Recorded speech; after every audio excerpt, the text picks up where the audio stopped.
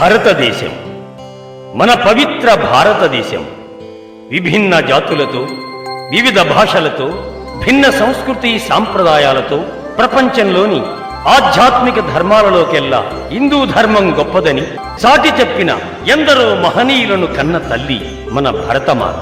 సిరి సంపదలతో, సంగీత సాహిత్య నాట్య శిల్ప చిత్రకళా వైభవాలతో తొలదొగుతున్న మహోన్నత దేశం మన భారతదేశం.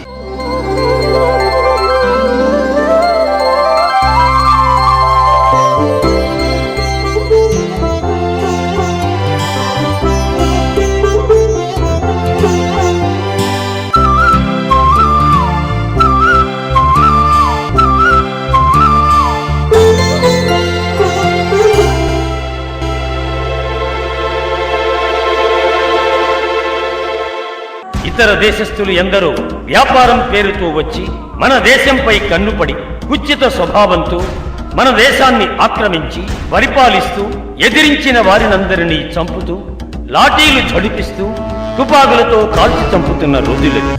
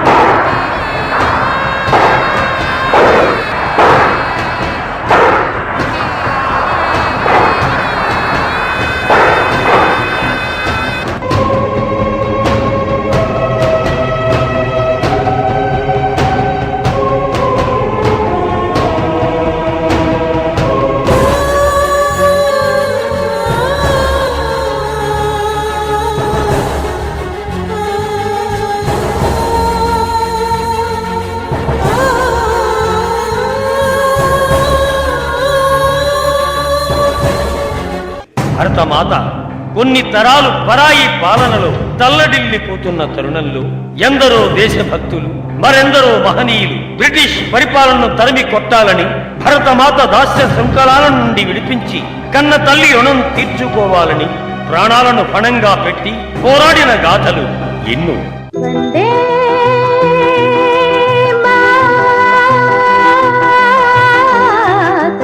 వందే మాతరం, వందే మాతరం, వందే మాతరం, వందే మాతరం, వందే మాతరం, వందే మాతరం, వందే మాతరం, వందే మాతరం,